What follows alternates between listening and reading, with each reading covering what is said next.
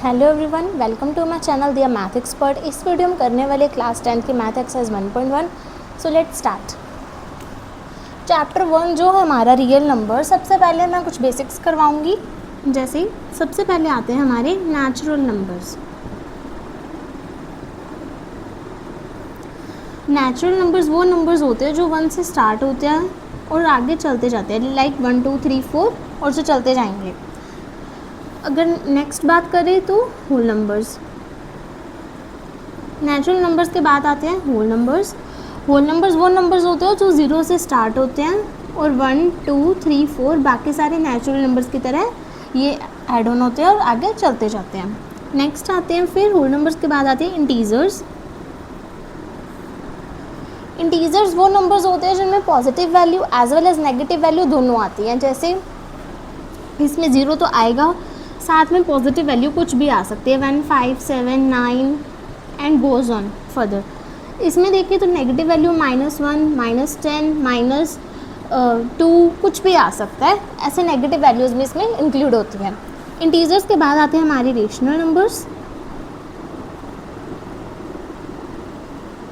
Rational numbers के अगर definition की अगर मैं बात करूँ तो the numbers which can be expressed in the form of P upon Q, where P and Q are integers। जहाँ पर P और Q क्या है, इंटीजर्स हैं। और एक बात का ध्यान रखना है, and Q not equals to 0, मतलब जो हमारा न्यूमरेटर और डिनोमिनेटर के फॉर्म में P अपॉन Q है। जैसे P एंड Q, ये P है हमारा numerator and Q is denominator. तो ये ध्यान रखना होता है कि Q जो डिनोमिनेटर है वो कभी भी हमारा 0 नहीं हो सकता। अगर कभी ऐसा 0 हो भी जाता है तो Q, तो उसको वो क्या हो जाएगा, नॉट डिफाइंड। ऐसी वैल्यू कोई डिफाइंड ही नहीं है कि न्यूमरेटर में डिनोमिनेटर में 0 आ जाए, ऐसा कभी होता ही नहीं है। अगर ऐसा हो भी गया तो वो वैल्यू डिफाइंड ही नहीं है मैथमेटिक्स में।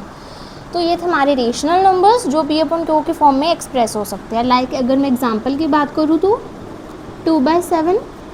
अगर मैं इंटीजर की बात करूँ तो रेशनल नंबर्स में इंटीजर भी आ सकते हैं। जैसे मैं बात करूँ 3, तो ये एक रेशनल नंबर है। क्यों? क्योंकि 3/1 दैट इज़ 3, तो इसे P अपॉन Q के फॉर्म में लिखा जा सकता है। तो ये होते हैं हमारे रेशनल नंबर्स। नेक्स्ट आते हैं हमारे irrational numbers.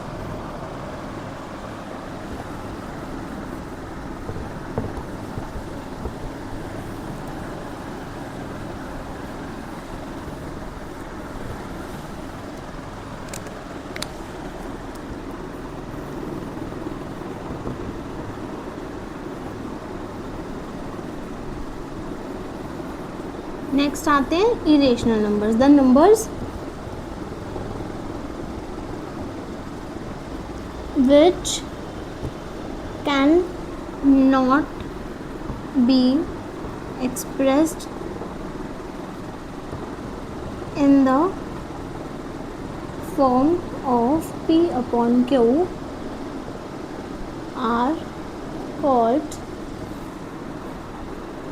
irrational number।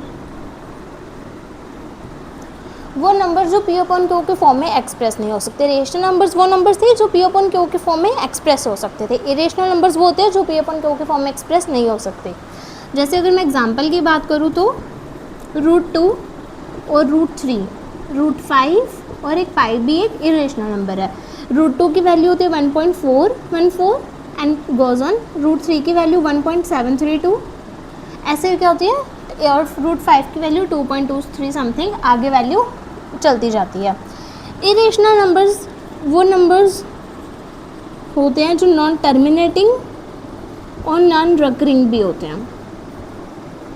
Non terminating जो ख़त्म ना हो, नॉन रिकरिंग जिसके डेसिमल के बाद वाली वैल्यू बिना रिपीटेड वैल्यू के चलती रहे, उसे हम क्या कहते हैं, नॉन टर्मिनेटिंग नॉन रिकरिंग, जो हमने क्लास 9th में पढ़ा था।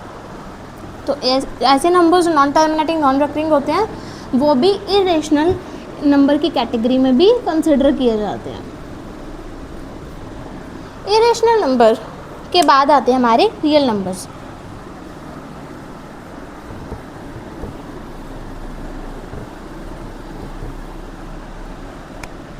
नेक्स्ट है हमारी रियल नंबर्स, जिसके बारे में हमारा सबसे पहला चैप्टर है क्लास 10th का, वो है रियल नंबर्स। अब रियल नंबर्स होते क्या हैं, सबसे पहले हमें चैप्टर स्टार्ट करने से पहले पता होना चाहिए एग्जैक्टली चैप्टर है किस बारे में। रियल नंबर्स क्या होते हैं, कलेक्शन होते हैं, collection of both rational and irrational number. अब जो भी रेशनल नंबर होंगे और इरेशनल नंबर होंगे वो दोनों किस कैटेगरी में आएंगे, रियल नंबर की कैटेगरी में। जैसे अगर हम बात करूँ example, √2 is real number, √3 is real number, 7/5 is real number and 5/4 is also real number, 2 is also real number, 1 is also real number, 2/5 is also real number, 1/4 is also real number and etcetera, it goes on. तो ये थे हमारे basics. अब सबसे आगे अपने exercise start करने से पहले एक बार मैं समरी दे देती हूँ जो हमने अभी की है।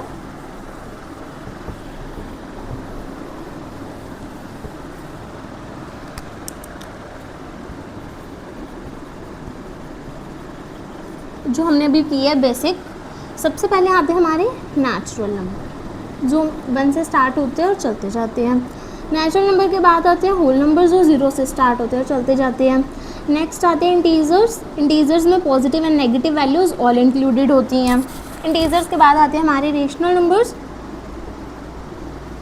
जो P/Q के फॉर्म में एक्सप्रेस किए जा सकते हैं, वो होते हैं रेशनल नंबर। नेक्स्ट आते हैं इरेशनल नंबर जो P/Q के फॉर्म में एक्सप्रेस नहीं हो सकते, उन्हें हम क्या कहते हैं, इरेशनल नंबर। इरेशनल नंबर के बाद आते हैं हमारे रियल नंबर्स जो इन सब की कलेक्शन होते हैं, रियल नंबर्स। तो ये हमारा जो क्लास 10th का पहला चैप्टर है that is real numbers. I think now the actual title that we are discussing is clear to you. So now let's move to our exercise 1.1।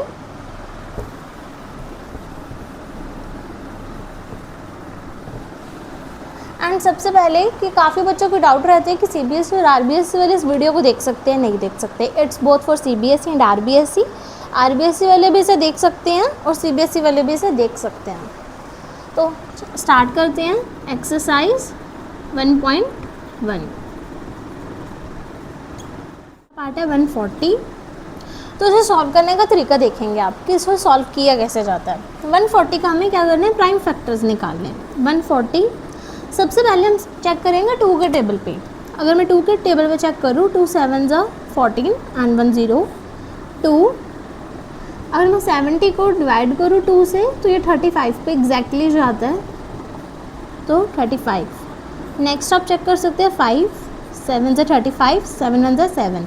तो आपको 140 के प्राइम फैक्टर्स मिल गया, डैट इज़ 2 × 2 × 5 × 7। आपने ये जो प्राइम फैक्टर्स निकाले ये सही है ये नहीं, आप इसे वेरीफाई भी कर सकते हैं। ये जो आपने प्राइम फैक्टर्स निकाले आप इनको मल्टीप्लाई करके देखिए। 2 × 2 4, 4 × 5 that is 20 and 20 × 7 that is 40। तो 120 × 7 डैट इज़ 140। तो ये हमारा जो 140 था वो एग्जैक्टली वही आ रहा है जो जैसे हमने सॉल्व किया। तो ऐसे आप इसे वेरीफाई भी कर सकते हैं।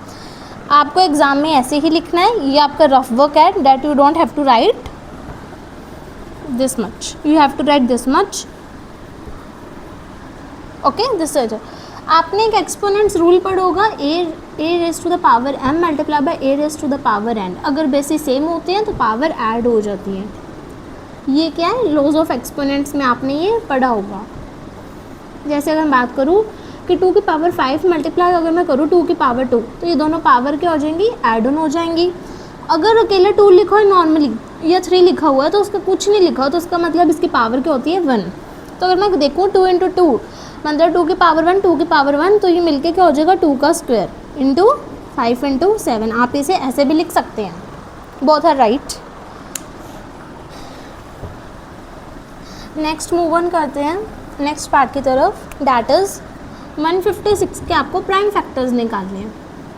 156 का अगर मैं प्राइम फैक्टर्स की बात करूँ, 2 7 14, आप डिवाइड भी करके देख सकते हैं रफली। 2 8 16, 78, फिर से जाएगा 39 पे एंड 3 1 3।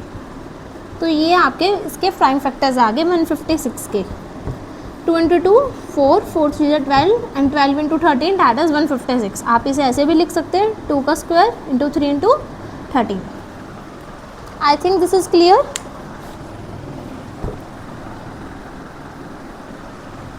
तरफ चलते हैं, दैट इज़ 3825। 3825 के अगर मैं प्राइम फैक्टर्स करूँ तो स्टार्ट करते हैं 5 7 जा 35, बाद में बचेगा 32, तो 6 पे करेगा, 6 पे जाएगा 765, 5 1 जा 5, लास्ट में बचेगा 2 26, 5 5 जा 25, 1 बचेगा, 5 3 जा 15, तो 3 5 जा 15। तो ये इसके हैं प्राइम फैक्टर्स। ये आप नॉर्मली डिवाइड करके देख सकते हैं। अगर आपको इसमें ऐसे करने में प्रॉब्लम आती है तो आप इसे डिवाइड करके भी देख सकते हैं। 3825 के प्राइम फैक्टर्स क्या हुए, 5 into 5 into 3 into 3 into 17, 5 square into 3 square into 17। आप इसे ऐसे भी लिख सकते हैं।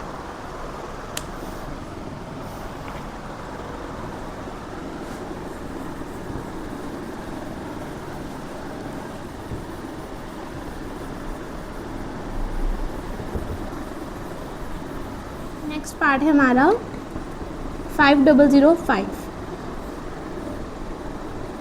5005 को सबसे पहले हम करके देखेंगे 5 के टेबल से। ये करके देख लिया। अब 1001 इसे हमें चेक करना होगा कि किसके टेबल पे जा रहे हैं। 1001 को हम चेक कर लेते हैं 7 के टेबल पे।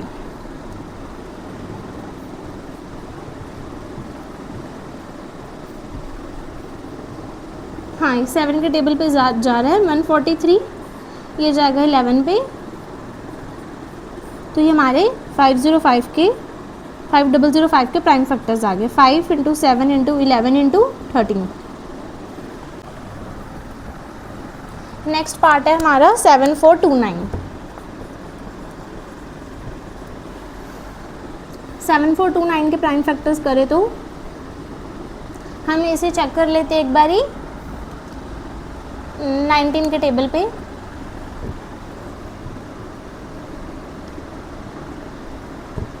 19 3s that is 57 and 19 4s that is 76।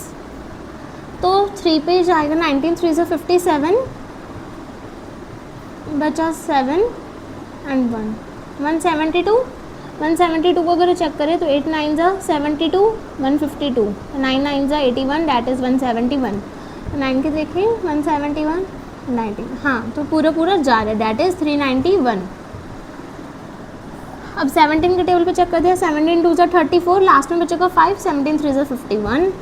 तो ये हमारे प्राइम फैक्टर 7429 के 17 इंटू 19 इंटू 23। तो ये हमारा पहला क्वेश्चन कंप्लीट हो गया।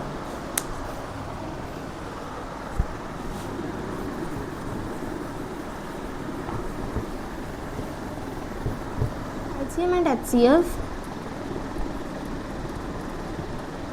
एंड वेरीफाई, और हमें वेरीफाई भी करना है। सबसे पहले हमें निकालना है 26 एंड 91 का। पहले इनके प्राइम फैक्टर्स कर लेते हैं।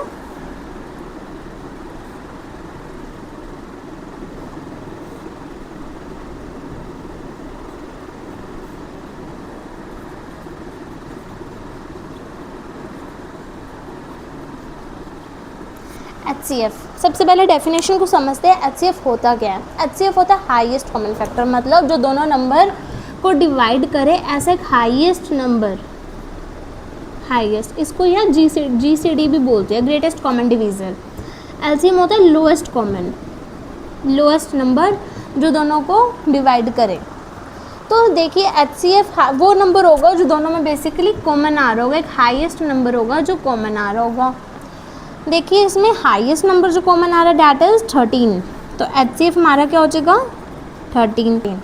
LCM की बात करें तो 13 तो आएगा ही आएगा, और बाकी जो बचे हुए नंबर्स हैं उनको भी इंक्लूड करना है। 2 इंटू 7, 13 2 26 मल्टीप्लाई बाय 7, 7 6 42, 7 2 14 एंड 182।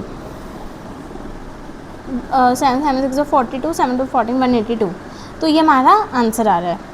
अब हम चेक करते हैं कि 182 मल्टीप्लाई बाय 13 और 26 एंड 91 का जो प्रोडक्ट है वो दोनों बराबर आ रहे हैं। 182 को 13 से मल्टीप्लाई करके देखते हैं। 3 2 ज़ा 6, 3 8 ज़ा 24, 18 3 ज़ा 54, 2 3 6 6,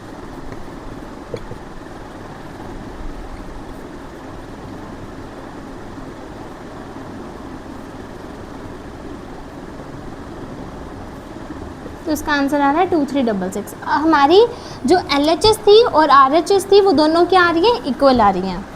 LHS is equal to RHS, तो हम कह सकते हैं हेंस वेरीफाइड, कि मतलब जो हमने ये सॉल्व किया है HCF और LCM उन दोनों का जो प्रोडक्ट है वो उसके बराबर आ रहा है। सबसे पहले आपको ये लिखना है, पहले प्राइम फैक्टर्स करके दिखाने हैं, उसके बाद आपको HCF निकालना है, LCM निकालना है, उसके बाद आपको ये प्रूफ करके दिखाना है। ऐसे ही आपको पेपर में भी ऐसे ही करना है।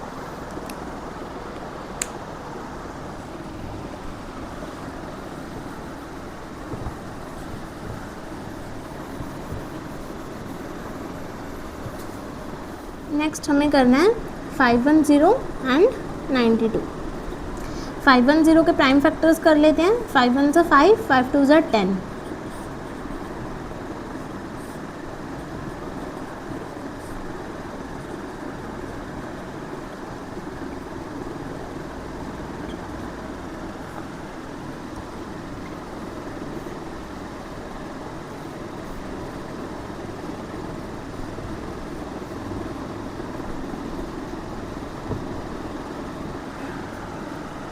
तो 510 92। 510 के प्राइम फैक्टर्स क्या आ रहे हैं, 2 इंटू 3 इंटू 5 इंटू 17। 92 के प्राइम फैक्टर्स क्या आ रहे हैं, 2 इंटू 2 इंटू 23। तो HCF की अगर हम बात करूँ, कॉमन 2 तो आ ही रहा है, उसके अलावा कोई कॉमन नहीं आ रहा, तो HCF 2 हो गया हमारा।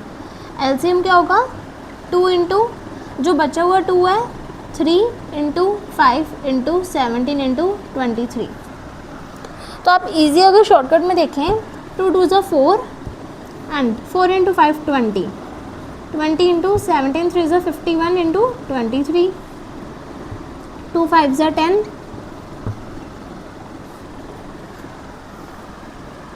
इसको सॉल्व करके देखते हैं। 102 को 23 से मल्टीप्लाई करके देखते हैं। 2346, तो हमारा आंसर आ रहा है 2346। अब हम चेक करते हैं HCF मल्टीप्लाई बाय LCM। 2346 को मल्टीप्लाई करके देखते हैं 2 से। 2 6 ज़ा 12, 2 4 ज़ा 8 + 1 9, 4692। तो जो हमारा HCF इंटू LCM है वो आ रहा है 4692। तो अब हम चेक करते हैं 51092 का प्रोडक्ट भी क्या यही आ रहा है।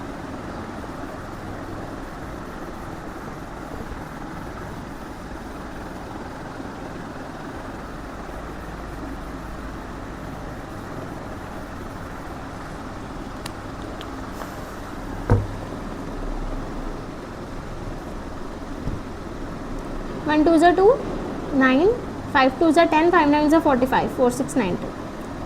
तो 510 और 92 का प्रोडक्ट भी क्या आ रहा है, 4692।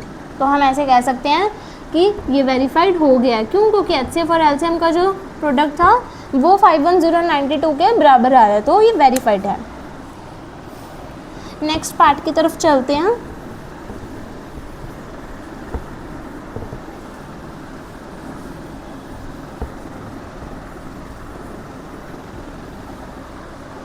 एक बात और, अगर आपको साथ में नोट्स लिखने की प्रॉब्लम आ रही है तो आप मेरे इंस्टाग्राम चैनल पर जाके आप मुझे कमेंट कर सकते हैं। मैं अपने खुद पर्सनल हैंड रिटन नोट्स जो हैं वो मैं आपको सेंड कर दूंगी। लिंक मैंने डिस्क्रिप्शन में ऐड कर दिया। ओके, तो मैं नेक्स्ट क्वेश्चन की तरफ चलते हैं। 336 एंड 54। 336 की फैक्टराइजेशन कर लेते हैं। 16 × 168,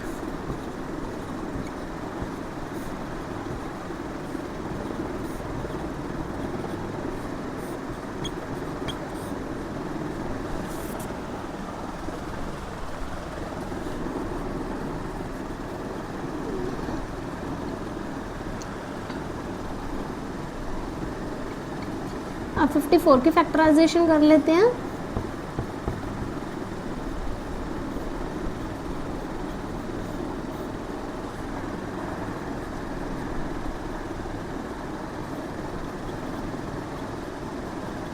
अब देखिए कॉमन इन में आ रहा है 2 और क्या आ रहा है कॉमन 3।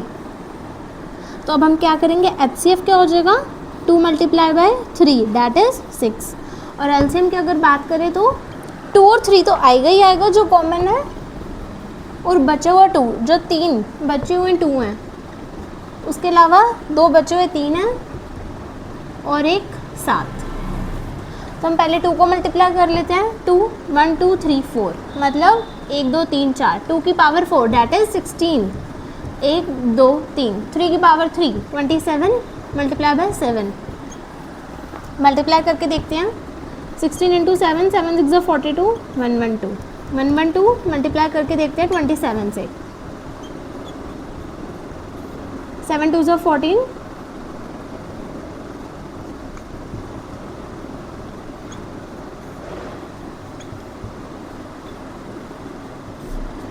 एलसीएम आ रहा है 3024। अब एचसीएफ इंटू एलसीएम को मल्टीप्लाई करके देखते हैं। 3024 को मल्टीप्लाई करना है 6 से, 6 4 ज़ा 24, 6 2 ज़ा 12, 12 प्लस 2 14, 6 3 ज़ा 18। तो ये आंसर आ रहा है। अब हम इसको करके देखते हैं 3 36 एंड 54 को।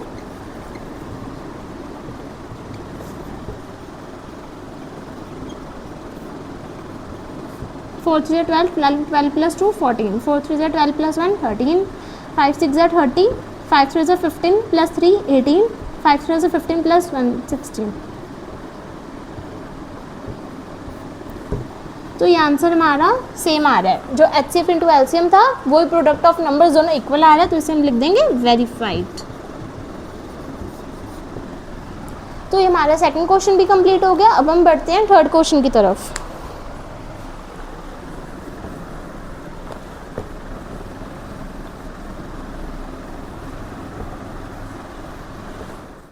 नेक्स्ट क्वेश्चन है क्वेश्चन नंबर 3 की हमें फाइंड करना है LCM and HCF by prime factorisation. सबसे पहले है 12 15 एंड 21। तो पहले 12 की प्राइम फैक्टराइजेशन करते हैं। 2 6 ज़ा 12, 2 3 ज़ा 6, 3 1 ज़ा 3।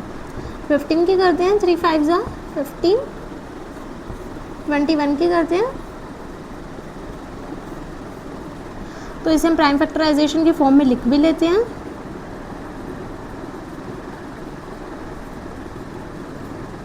अब जो ऐसा नंबर जो तीनों में कॉमन आ रहा हो डैट इज 3, तो हमारा एचसीएफ क्या हो जाएगा 3, एलसीएम क्या हो जाएगा 2 इंटू 2 3 कॉमन है और 5 मल्टीप्लाई बाय 7, तो 2 2 ज़ा 4, 4 3 ज़ा 12, 12 5 ज़ा 60, 60 multiply by 7 that is 420। 17 23 and 29। 17 एक प्राइम नंबर है तो उसका फैक्टर 1 होगा और खुद। 23 भी एक प्राइम नंबर है, 29 भी एक प्राइम नंबर है। तो 17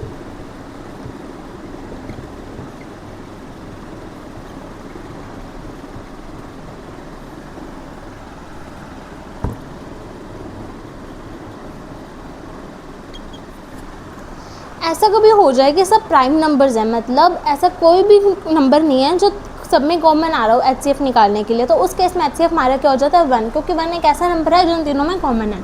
तो एचसीएफ हमारा हो जाएगा 1, एलसीएम हो जाएगा 7 इंटू 23 इंटू 29। तो ऐसे ये हमारा सॉल्व होगा। नेक्स्ट पार्ट की तरफ चलते हैं।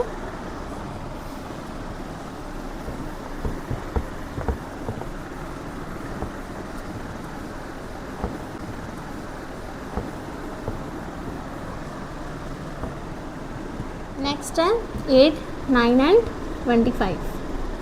8 के फैक्टर्स करें तो 2 4 ज़ा 8, 2 2 ज़ा 4, 2 1 ज़ा 2। 9 के फैक्टर्स करें तो 3 3 ज़ा 9, 3 1 ज़ा 3। 25 के फैक्टर्स करें तो 5 5 ज़ा 25, 5 1 ज़ा 5। तो 8 के फैक्टर्स क्या आए हैं 2 इंटू 2 इंटू 2। 9 के फैक्टर्स क्या आए हैं 3 इंटू 3। 25 के फैक्टर्स क्या आए हैं 5 इंटू 5। तो इसमें कोई भी कॉमन नहीं आ रहा, तो हमारा एचसीएफ क्या हो जाएगा 1 और एलसीएम क्या हो जाएगा 8 इंटू 9 इंटू 25। 8 9 ज़ा 72, 72 इंटू 25। चेक कर लेते हैं मल्टीप्लाई करके।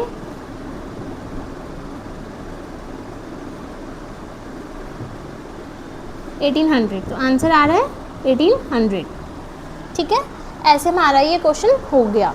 नेक्स्ट चलते हैं अपने फोर्थ क्वेश्चन की तरफ।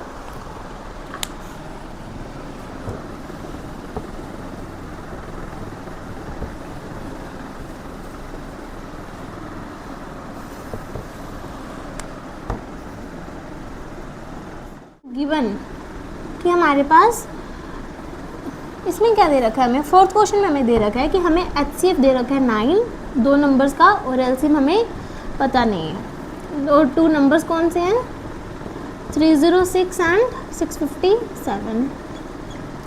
तो इस केस में आपको क्या लिखना है, देखिए अगर आपको HCF दे रखा है या LCM निकालना है, या LCM दे रखा है और HCF निकालना है, तो आप क्या करते हैं, वही प्रॉपर्टी जो हमने सेकंड क्वेश्चन में वेरीफाई करने के लिए यूज़ की थी, अब हम उसे क्या करेंगे, उसी को यूज़ करेंगे और क्या करेंगे, LCM निकालेंगे यूजिंग दैट प्रॉपर्टी। सबसे पहले आपने लिखने का वे पे ध्यान देना है कि आपको लिखना कैसे है। सबसे पहले आपको लिखना है given that HCF of 306 and 657 is equals to 9 दे रखा है, and LCM to find LCM of 306 and 657। अब आपको ऐसे लिखना है कि वी नो डैट, हमें पता है कि जो HCF है मल्टीप्लाइड बाय LCM जो होता है वो प्रोडक्ट ऑफ 2 नंबर्स के बराबर होता है, नंबर्स गिवन। ठीक है, HCF क्या आ रहा है हमारा 9, LCM क्या हमें पता नहीं है, प्रोडक्ट ऑफ 2 नंबर्स कौन से दे रखे हमें, 306 एंड 657।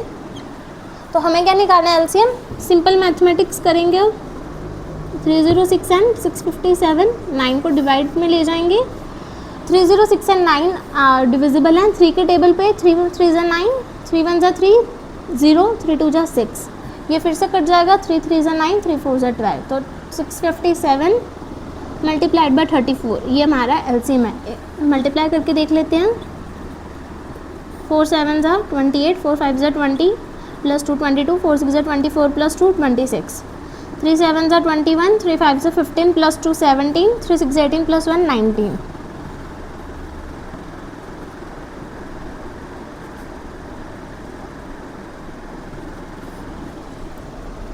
डबल 2 डबल 3 8, तो ये हमारा LCM। सो हम लास्ट में ये भी लिख सकते हैं, सो LCM of 306 and 657 is 2 double 3 8। आपको बस ये चीज़ ध्यान रखनी है कि आपको ये वाली जो प्रॉपर्टी है आपको ये याद हो, that is the main thing, that is the important thing you have to remember, आपको ये याद रखनी है। ऐसे हमारा ये क्वेश्चन पूरा सॉल्व होगा और आप इसे ऐसे बॉक्स में भी लिख सकते हैं। ठीक है, तो ये हमारा क्वेश्चन नंबर 4 भी हो गया। तो अपने चलते हैं नेक्स्ट क्वेश्चन की तरफ, क्वेश्चन नंबर 5।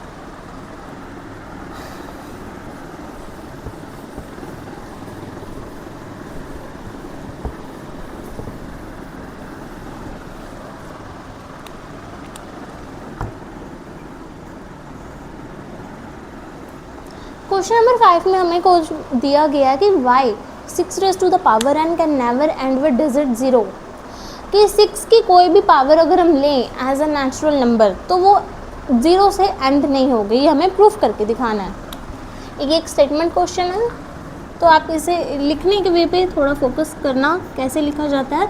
सबसे पहले मैं आपको लॉजिक बताती हूँ कि क्वेश्चन एक्चुअली कहना क्या जाता है। देखिए, कोई भी नंबर अगर 0 से एंड हो रहा है, जैसे 210, तो उसके प्राइम फैक्टराइजेशन में कभी ना तो कभी 2 into 5 आया ही होगा, तब भी जाके ये लास्ट में इसके 0 आया है। प्राइम फैक्टर करके देख लेते हैं।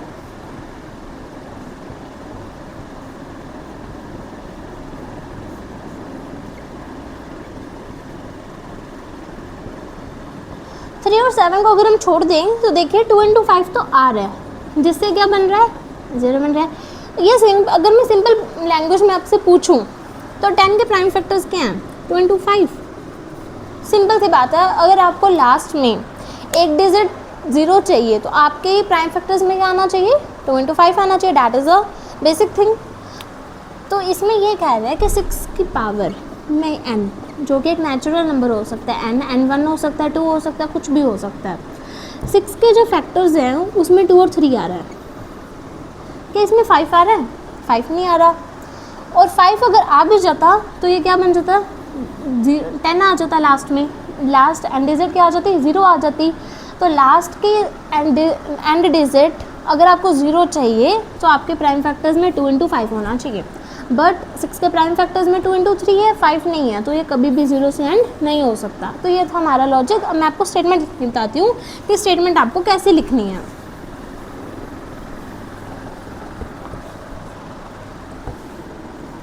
फॉर अ नंबर, किसी भी नंबर के लिए टू बी एंड विद 0, 0 से एंड होने के लिए it should have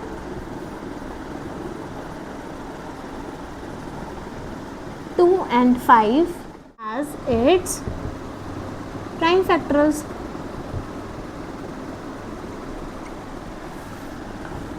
But 6 raised to the power n have 2 as its prime factor. आप 6 raise to the power n को ऐसे भी लिख सकते हैं ब्रैकेट में 2 into 3 raise to the power n।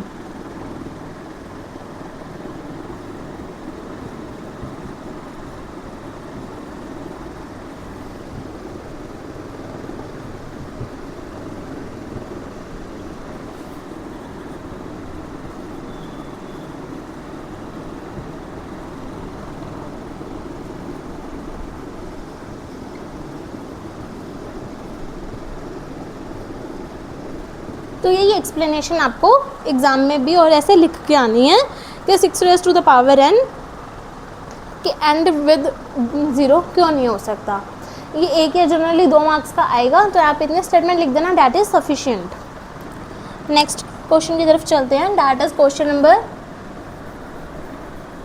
6।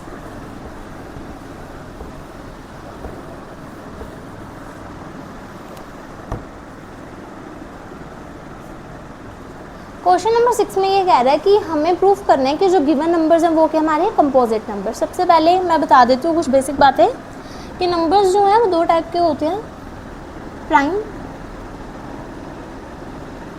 And composite. Prime और कंपोजिट। प्राइम नंबर्स वो होते हैं जिनका फैक्टर्स वो खुद भी होंगे और 1 होता है। जैसे कि मैं बात करूँ 3, तो 3 के प्राइम फैक्टराइजेशन में वो खुद आ रहा है और 1 आ रहा है। जिनके प्राइम फैक्टराइजेशन में वो खुद नंबर आएगा और 1 आएगा, उसके अलावा कोई नंबर नहीं आएगा।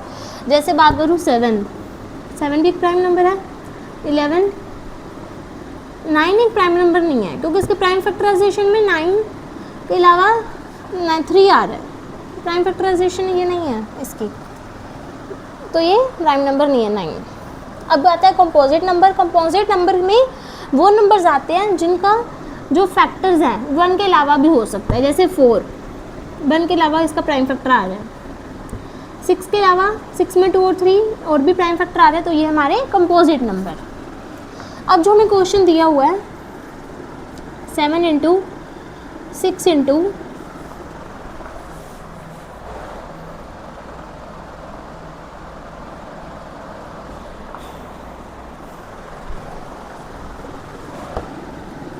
अब जो हमें क्वेश्चन दे रखा है 7 इंटू 11 इंटू 13 प्लस 13 और 7 into 6 into 5 into 4 into 3 into 2 into 1 plus 3। आपको उसको सॉल्व नहीं करना मल्टीप्लाई करके कि आप नंबर लिख रहे हो और उसे ऐड कर रहे हैं। आप इसे भी आपको सॉल्व नहीं करना, आपको ऐसे ही लिखना है। आपको एक चीज़ ध्यान देनी है कि इसमें कॉमन क्या आ रहा है। 13 कॉमन आ रहा है, तो आप 13 को बाहर ले लीजिए। 7 इंटू 11 बच गया, यहाँ पर क्या रह गया 1।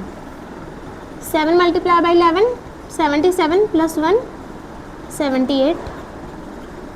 78 को हम फर्दर फैक्टराइज करके क्या लिख सकते हैं 13 into 6 into 5 into 4 into 3 into 2 into 1 plus 5, तो आपको 5 कॉमन लेना है।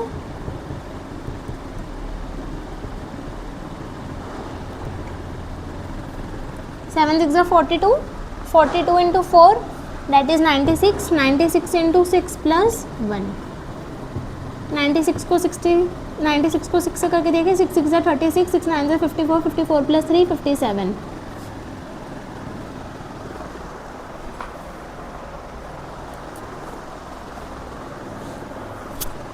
7 6 ज़ा 42, नेक्स्ट देखिए 7 6 ज़ा 42, 42 इंटू 4 3 ज़ा 12, 12 2 ज़ा 24 प्लस 1, 42 को 24 से करके देखते हैं,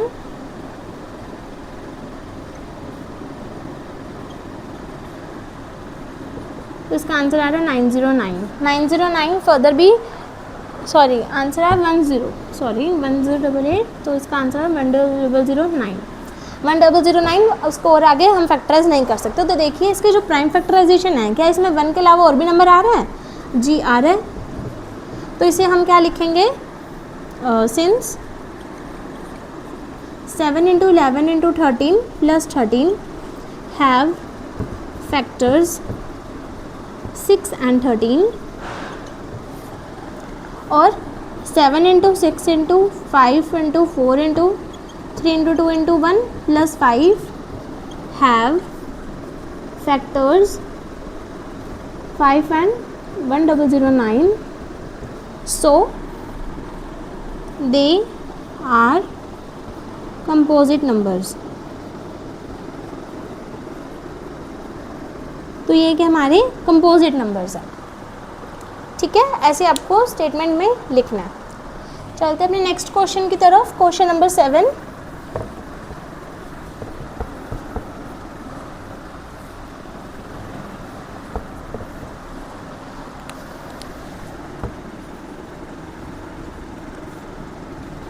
क्वेश्चन नंबर 7 में क्या गया? अरे 2 चाइल्ड है, एक सोनिया और एक रवि, दोनों क्या कर रहे हैं? एक रेस कर रहे हैं सर्कुलर ट्रैक पे। एक तो स्टार्टिंग पॉइंट से एंड चलते हैं और वापस बीच में कहीं मिलते हैं। सोनिया जो है वो 12 मिनट्स ले रही है, 18 मिनट्स ले रही है सर्कुलर ट्रैक को कंप्लीट करने में, और जो रवि है वो ले रहा है 12 मिनट्स। तो हमें बताना है कि स्टार्टिंग पॉइंट के चलने के बाद वापस कब ऐसा टाइम आएगा जब वो दोनों मीट करेंगे। आपको स्टेटमेंट में ऐसे लिखना है, time taken by Sonia to complete 1 round of circular track. कितना ले रही है? 18 मिनट। और टाइम सेम आपको ऐसे लिखना है, और जो रवि है वो कितना टाइम ले रहा है? सेम ऐसे ही लिखना है आपको स्टेटमेंट में, बस सोनिया की जगह रवि लिखना है, और 12 मिनट ले रहा है रवि। अब आप क्या करेंगे? 18 और 12 मिनट्स, ये एक सर्कुलर ट्रैक है, ये एक स्टार्टिंग पॉइंट है, यहाँ से सोनिया भी चली है और रवि भी चले है। सोनिया जो है उसकी स्पीड थोड़ी स्लो है इसलिए कम टाइम ले रही है, रवि की स्पीड ज़्यादा है, वो क्या कर रहा है? ज़्यादा टाइम ले रहा है। रवि जो है वो बहुत कम टाइम ले रहा है, सोनिया जो 18 मिनट्स ले रही है। अब हमें बताना है कब मीट करेंगे नेक्स्ट टाइम, तो इसलिए हम क्या करेंगे? एलसीएम लेंगे। क्यों? क्योंकि अगर हम हाईएस्ट को हमें निकालेंगे, हमें हाईएस्ट टाइम नहीं निकालना है, हमें निकालना है बहुत मतलब स्टार्टिंग के बाद हमें सबसे पहला निकालना है कि वो कब मिले होंगे, सबसे पहला पॉइंट निकालना है कि वो कब मिले होंगे। तो इसलिए हम लेंगे एलसीएम ऑफ 18 एंड 12। हमें सबसे लोएस्ट वाला सबसे निकालना है, ज़्यादा बड़ा नहीं, सबसे लोएस्ट। हाईएस्ट वाला नहीं चाहिए, तो उसमें लोएस्ट चाहिए, सबसे पहले कहाँ मिल रहे हैं, इसलिए हम एलसीएम ले रहे हैं। 18 3 6 18, ये 18 के प्राइम फैक्टर्स आ गए, 12 के प्राइम फैक्टर्स। तो 18 के प्राइम फैक्टराइजेशन करूँ तो 2 इंटू 3 इंटू 3, और 12 के करूँ तो 2 इंटू 2 इंटू 3। कॉमन क्या आ रहा है हमारा? 3।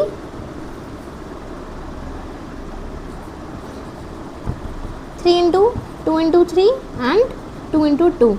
3 2 जा 6, 6 3 जा 18, 18 2 जा 36, सॉरी 2 इंटू 3, और हमारा एक 3 तो कॉमन आ रहा है, एक 3 वैसे,